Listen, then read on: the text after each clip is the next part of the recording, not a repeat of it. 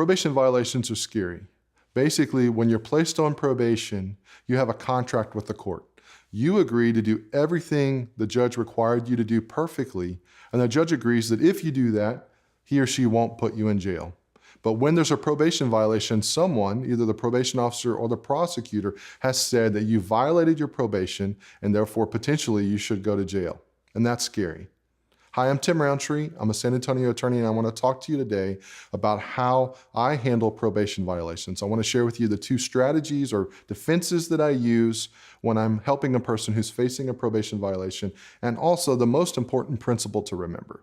So the first defense or strategy that we use is just simply to say, I didn't violate my probation. In many cases, that is in fact true. Maybe you did the classes you were supposed to do and the probation officer didn't properly record them in the system and a warrant was issued for you because they thought you violated your probation. So we'll gather the information and present that to the prosecutor and the judge to show, hey, actually, you didn't violate your probation. The second defense is, I did violate my probation, but let me explain. And this can happen in any number of circumstances. Maybe you just got behind on your classes. You were trying to work and pay off your money and you fell behind on the classes.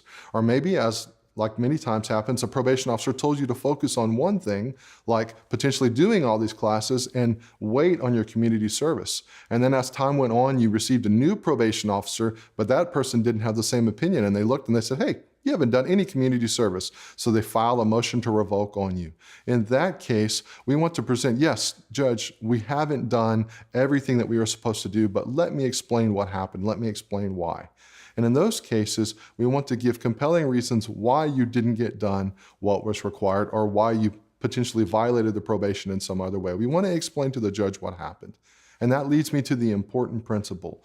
We want the judge and the prosecutor to understand that you're a real person, that you have real things going on in your life, and not just see you as this written report and that be the only thing that they know about you. So for example, I want to focus on what have you done well on probation?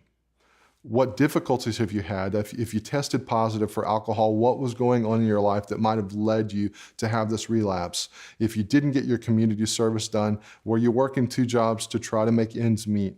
These kinds of things give the judge and the prosecutor reasons not to want to put you in jail. And that's the big issue. We want them to see that you're a real person and that if you were to go to jail, that would not only affect you, but other people in your life. We want to give them reasons why they wouldn't want you to go to jail, even if you did violate your probation.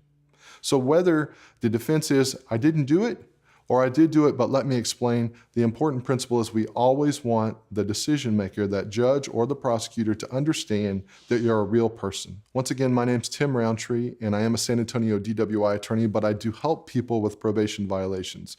If you have a question about a probation violation or strategy on how to defend them, feel free to give me a call. I'll be glad to talk with you.